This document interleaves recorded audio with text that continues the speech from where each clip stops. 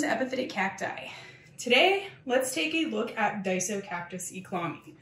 This is a species, and I've tried for a very, very long time to get this plant. It is very hard to get in cultivation, especially in the United States. And there is a very, very popular clone out there that is called Lottner 994B. Now, that generally is the clone that you would definitely try to get a hold of. It's the clone that most people want. And when I say clone, because I never realized that term, like maybe not everybody knew what clone meant. Clones are in reference to specific distinct plants. So if I went out into the wild in one specific area and I collected some samples from one plant, that would be a clone. It would be given a clone name. And if I went to a completely different area and found another one growing that's the same species and I collected it from that area, that would be its own distinct clone. Clones usually do not look quite the same because the different regions or the different ways that they're grown in, it will have minor impacts on their appearance.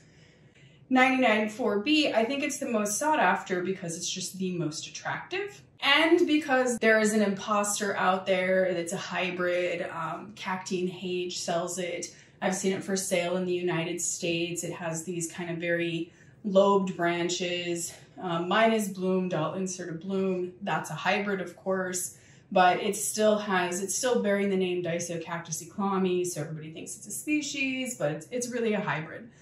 So a lot of times, to be very safe, people will try to collect this particular clone, this Lottner 994B. This is not that clone though. Oddly enough, I found this in the United States just a little while ago. I've only had it for, gosh, maybe like 2 months or something. So I'm very lucky that this is blooming. It's blooming from cuttings. However, it established very easily. And you know, I kind of wondered, I think because when I saw these buds, they look very colorful. And most of the pictures that I've seen of the 994B clone, they're not quite so colorful as this particular one. So I actually think that this clone is pretty remarkable. I think that when I saw the picture for sale of this, I was surprised at the color and I thought like there must have been something going on because I didn't think that this was this colorful, and I am pleasantly mistaken because it is genuinely that colorful. I do know that the author here runs this website, Exotica Esoterica. It's a really, really cool website. There's a wonderful article in there which is just all about Disocactus. The article name is Middle American Epiphytic Cacti Part 1, Disocactus and Related.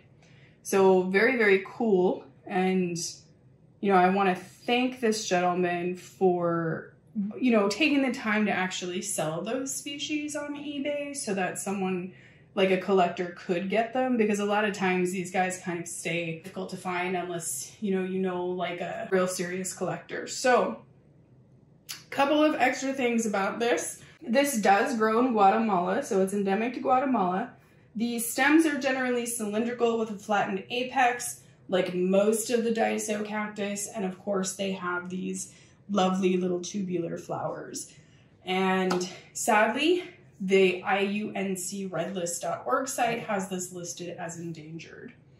And in the habitat, it says that it grows in the forest, rocky areas, inland cliffs, mountains, and peaks. The elevation range that it grows in is listed as 1,200 meters to 1,600 meters.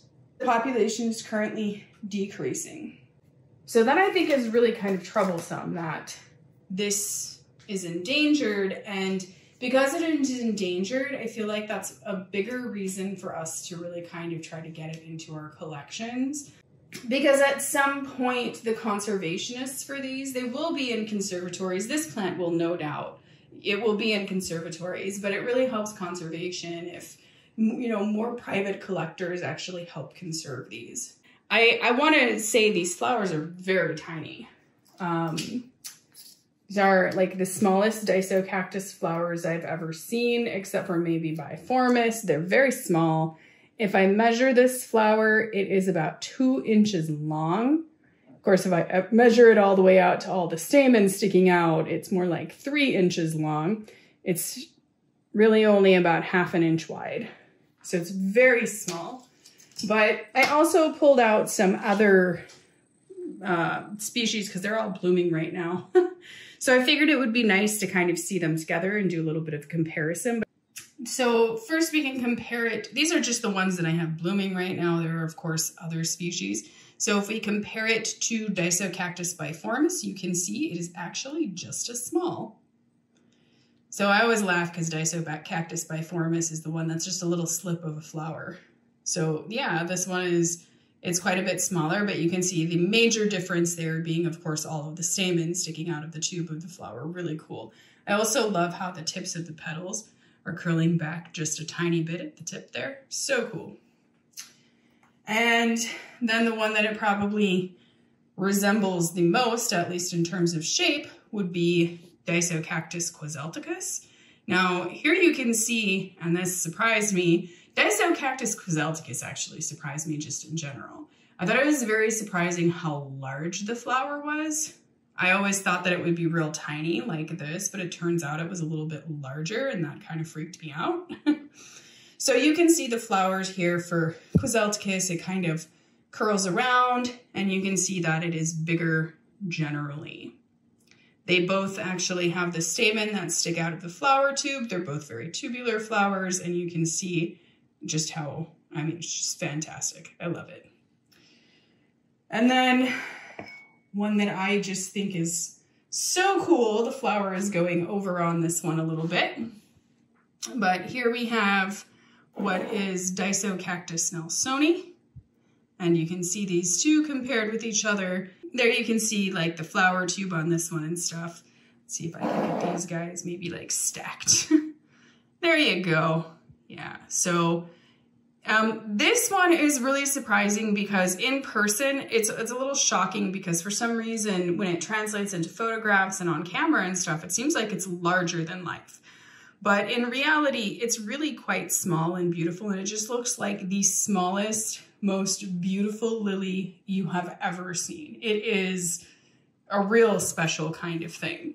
And so you can see these guys up against each other where it makes this look really small, but they're actually both pretty small, just in general and in terms of like Disocactus flowers. So I think that's about as close as we're gonna get here. But you can see the base of this flower right there at the ovary, it's green. And then the tube of the flower right here, it's a fuchsia color. And then as we get here, something just really interesting starts to happen. It becomes this kind of like orange. And I want to be careful because it's a little bit more of like a sunset kind of thing. It's like kind of an orange. And then as that orange mixes in with the fuchsia, it kind of turns a little bit red. I was surprised that it was more orange than red in my opinion. But I think that orange versus red or like orange red can be a little bit of a subjective topic. So here we have, at least for sight anyway. And then as the flower goes up, you can see that it becomes fuchsia again. You can see the beautiful little fuchsia stamen. And then you can see the stigma just kind of hanging out there. And again, if we go look at the flower more this way, let's see if I can get that, there you go. You can kind of see how the petals are curling back. Gosh, it's so hard to deal with trying to film a flower that is this small. It's really kind of crazy. There you can see the branch. It's not really heavily lobed or anything. It honestly just looks like a Disocactus branch. And you can also see that these are just rooting cuttings. So these are 4 little cuttings that are rooting in here. You can see the tag. There, Disocactus eichlamii. I like that tag. I always like it whenever they produce like a distributor will produce a beautiful tag like that because you know that they care. And here you can see a little tiny bud. See how tiny that is? So tiny. So it's a shocker that this little tiny thing will eventually turn into that beautiful little flower. And you can see for not having it for a very long time, you can see a new little growth coming right there. But here you can also see that there's a new little growth coming at the base here.